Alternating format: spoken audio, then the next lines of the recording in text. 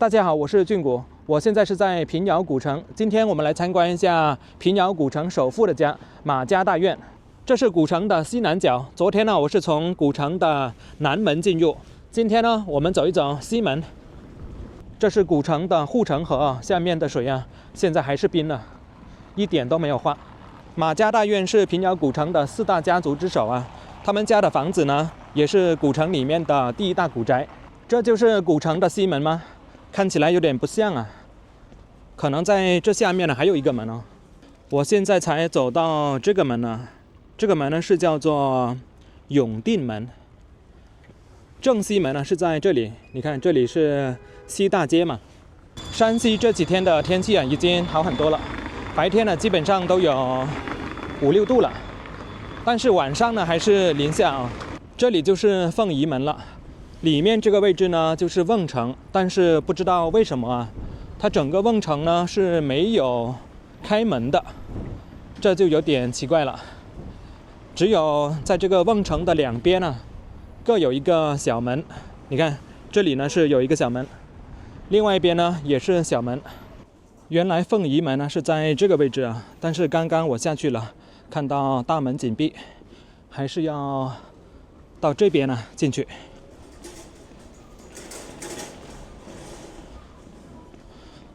从这里拐过来呢，就是西大街了。跟大家讲一下哦，我昨天呢是在南门那里啊上过这个城墙，然后在这边呢，它也是有一个检票口。今天呢，我想在这个西门上去这个城墙呢，就不给上了啊，因为它这个城墙呢，相当于是同一个景点，所以说这个3天内啊，22个景点任你逛呢是。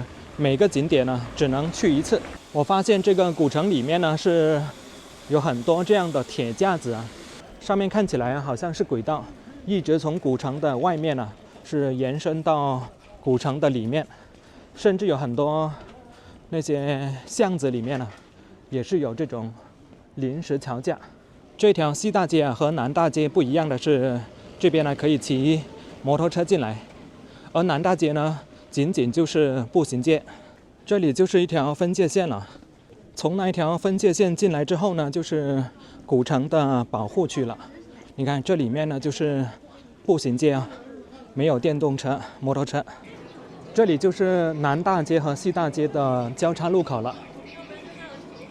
这一边呢是东大街啊，去马家大院呢就是要走入这个莺歌巷。从这个分界线出来之后呢，这边呢就是居民区了啊，各种摩托车、3轮车都是摆在这里，更加的有生活气息啊。这里有一座历史建筑叫做刘家大院，你看它这个门啊，是不是特别有摇动的那种感觉？这里才是原住居民的生活区啊。进来之后呢，还是一条巷子。这里有一面指示牌，你看就是没有马家大院的这个指示啊。刚刚我问了一位当地的居民呢，说是在这条巷子进去。走吧，你看一路上都是有这种铁的轨道，这个应该是用来运送一些东西的吧。看地图啊，这个马家大院呢，大概就是在古城的靠近东北角的地方。他们这边的石柱子啊很有意思啊，你看这个狮子上面呢还骑着一个人，然后这个人的上方呢还有一只猴子，另外一边呢是狮子。拐了这个弯之后应该就差不多了吧。这就是马家大院的城楼了，你看这上方呢还有一个亭子呢，里面好像还在搞装修啊。哦，从这里进来，马府，在这里还需要再验一下票啊。请通过。可以了，进来了。在所有的晋商大院里啊，我们都可以看到一个元宝，还有大水缸。这个水缸啊有聚财的意思啊。但是呢，它的实际用途啊，其实就是用来救火。这里有马家大院马中选的简介啊，他是出生于1840年，到1924年呢去世，曾经呢中过举人了，从小呢也是聪明好学啊。他们家还是中医世家。马家大院大家可能不是很熟悉啊，乔家大院的乔致庸啊，要叫马家大院的马中选啊，叫老丈人。这是进来之后的第一进院子啊。马家大院呢，总共是有3座院子，6座小院，房间数啊有197间。这里面每一间房间呢，摆设的东西呢，看起来啊都是非常的名贵。这上面呢是有一个佛像，在这里啊还有一个如意钩。进入这个门之后呢，就是第2进院子了。你看他们家的牌匾呢是这么放的：和气致祥。你看这里呢是有一个麻吊室，也就是他们家的麻将馆了。你看这个大概是用木头或者是用竹子刻的，有很多游客在上面呢是丢了一些香烟，因为打麻将的人呢，通常来说呢都喜欢边抽烟边打麻将。这个马中选呢，一生当中是娶了3个老婆，生了4个女儿，还有1个儿子。他的3个老婆啊，就可以跟他的老妇人啊凑成一桌打麻将了。这一间呢是信房，因为他们家也是开票号的嘛。这个信房呢，就是用来跟其他地方的分支机构啊，就是用于书信往来。你看这上面呢是有一个信袋子啊，是写了很多地方的这个分支机构，京城、汉口、天津、广州都有啊。这一间呢是他们的私塾间，就是教书先生啊专为马家的子女啊授课的地方。古代啊，女子呢是不可以进入学堂啊，只能待在这个绣楼上啊学习这个琴棋书画。但是马家就不一样了，它是允许呢这个女子啊也进入这个私塾房，与少爷们啊一起听课。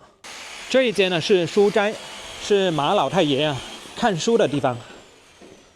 在这个房间里啊，还有一件他们家的宝贝啊。你看这个衣柜呢，上面呢是镶满了玉啊。这个玉呢是做成了各种图案，有花盆，有水壶，有如意钩，还有茶壶，雕刻得非常的精美啊。这个衣柜本身呢是用红木做的，像这样的衣柜啊，在全国来说呢也是罕见的。这另外一边呢就是有一张躺椅啊，也是用红木做的。你看它是可以摇晃的。在这墙上啊有一张照片，相信这一位啊就是马老太爷马中选了。真的是每一进院落啊都有一个大水缸。现在进入他们的第3进院子，你看这里呢有一个马字，这个马字啊一字一画啊，活灵活现，像是一匹啊正在奔腾的骏马。这第3进院子啊，你看两边的厢房呢，这一间呢是花儿房、用膳房、餐厅，另外一边呢就是大太太的房啊，然后隔壁呢是丫鬟的宿舍。我们来看一下这个大太太的床啊，看起来呢非常的夸张啊，特别是额头这个位置有点怪怪的，虽然说雕刻得很精美，但我相信已经不符合绝大多数人的审美了。你看这里呢还放着一个浴缸。这个丫鬟的住房呢就非常的简单了，就是2个炕，而且呢还比较小，也是有一个浴缸。看看他们家的餐厅呢，这个餐厅呢比想象中要小一点了。你看它这个桌子呢就这么大，但是制作这张桌子的木头啊却不简单啊，它是由黑檀木制作而成，而且这个黑檀木啊是来自印度、印尼、泰国、缅甸等国啊。后面的这2个柜子啊也是很特殊啊，你看上面呢还镶有一些玻璃。这间房啊就比较有意思了，叫做花儿房。这个花儿房呢是有什么作用呢？就是小姐出嫁的时候啊，要临时过来这个房间住一晚，然后呢从这个房间呢嫁出去。这边呢是化妆镜，还有一个洗脸盆。这个床呢也相对来说啊比较漂亮一点。这最后一间房呢，就是堂屋，也是马家主人马中选的房间。你看这个老爷房呢，就是马中选的房间了。这个房间呢，也不是说特别大。这边呢就是炕，因为这边呢它冬天呢比较冷啊，不睡炕的话呢，冬天没法过。这个中堂呢，就是老妇人用来训话的地方。比如说家里人有谁犯错误了，就要听老妇人来训话。那这一间呢就是老夫人的房间了，就是马中选的母亲的房间，大小跟对面这间房一样。在这里有一道圣旨我们来看一下，皇恩浩荡。这个圣旨是什么意思呢？在清朝庚子事变的时候呢，八国联军打到北京，慈禧太后就被轰出了北京城嘛，逃到西安去避难，然后途经平遥古城就在马家大院住了一晚。当时慈禧太后就跟马中选借了5000万两银子。那慈禧太后是怎么还钱的呢？我们来看一下皇帝诏曰赏赐5000万，哪5000万呢？千万要快乐，千万要健康，千万要平安，千万要惜福，千万要知足钦此。慈禧太后就是这么还钱的。这里是过道，是通往三太太的院子。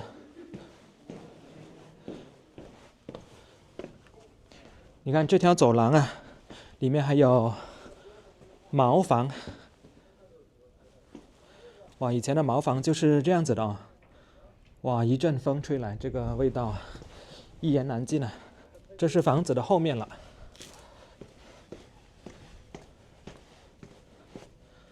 就是一堵墙，没什么了。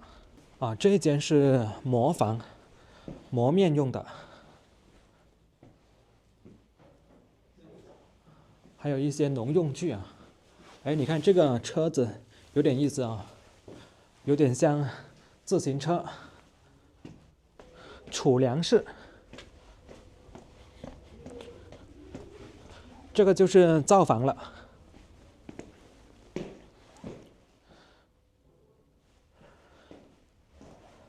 其实做这种大户人家的厨师也是不好做因为要了解每个主人的习惯，哪些东西好吃，哪些东西不喜欢吃，对吧？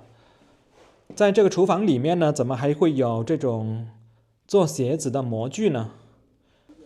这间伙房，这里呢应该是下人吃饭的地方，因为身份有别。这是他们家的佛堂。你看这个地下金库就是在这里这个入口就是在佛堂的前面。看一下怎么下去这个阶梯有点奇怪，一高一低，是一边高一边低。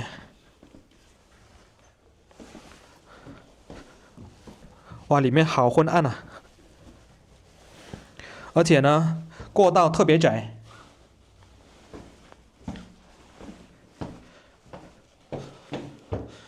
哇，这个地下金库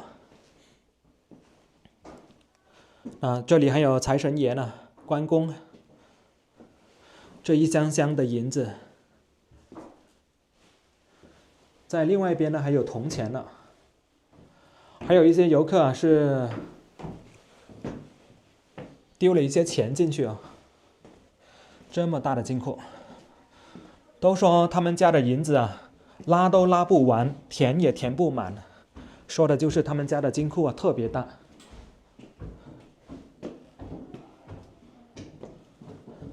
你看这一柜柜的银子这个金库的玄机就是在这个位置你看这里呢还有一个洞，看到没有？就是说上面这个金库如果说不够装的话呢，就会把银子放在这个井里面，所以说这个洞呢是通往一个更大的金库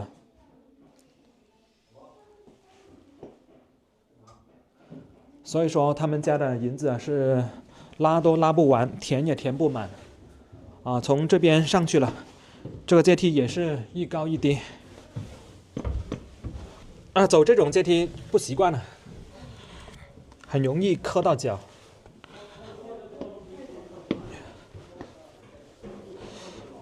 上来了。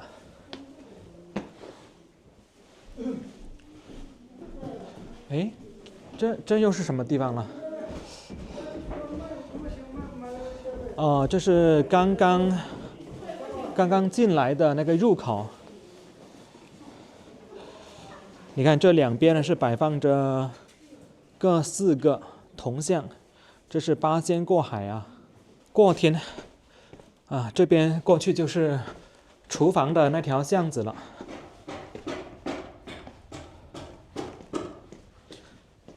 戏台院、三太太院原来是在这个位置啊。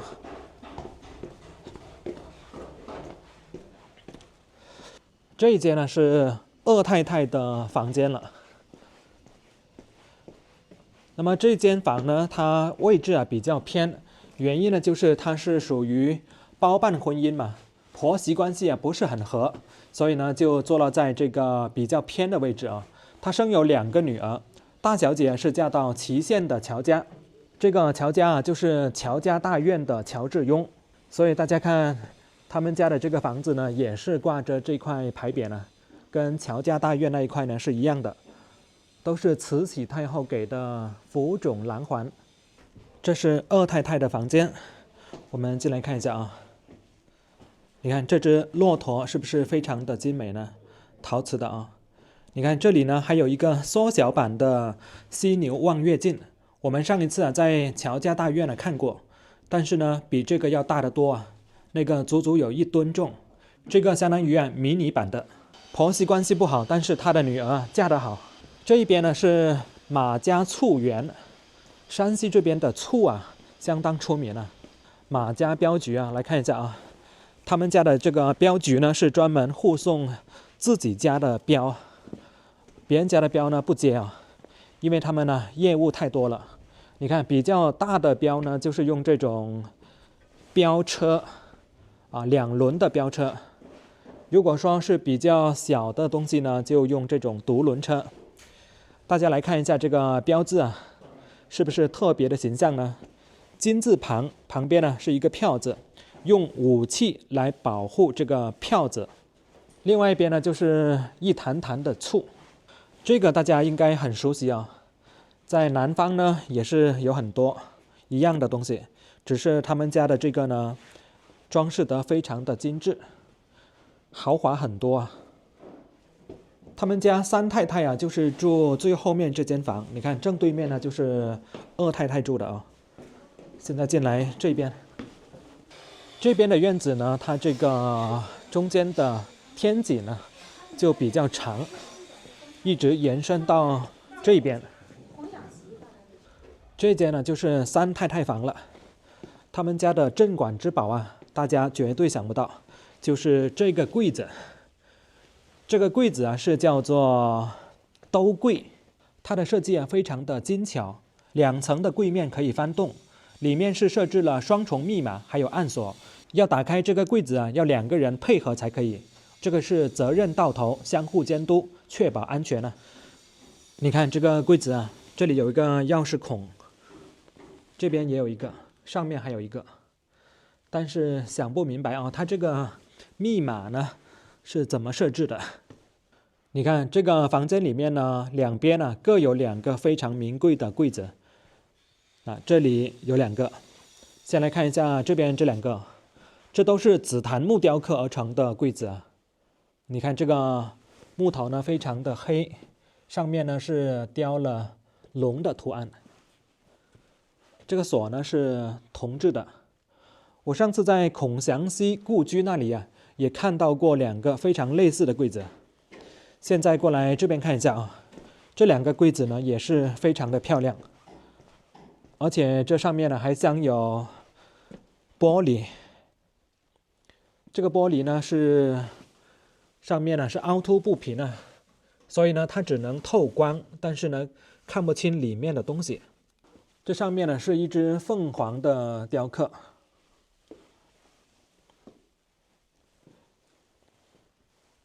现在上来他们家的屋顶来看一下啊，这里应该是有一条阶梯。这里的装修工人呢还在修建这个亭子呢。这间房子好像是整个平遥古城里面最高的建筑了，看样子好像是比那栋4楼还要高。果然是首富的家。上来亭子看一下啊，哇，站在这个亭子上方，古城的风光一览无遗啊。就在这个马家大院的隔壁还有一些破旧不堪的院子啊。现在呢，只剩下这些院墙了。你看这间，除了院子里面还有几棵树以外呢，建筑基本上就没有了，只剩下围墙了。